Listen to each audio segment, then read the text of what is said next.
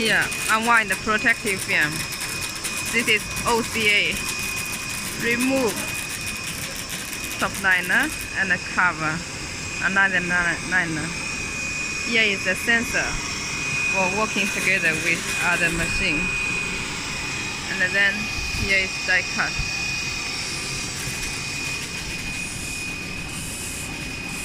After die cut, remove outside wastage and then film to take away the tape of the out shape. And then go through here, OPP tape to take away the top liner and then cover another one. And here sensor also working. Here is spatial sensor for sheeting. Here is the final product.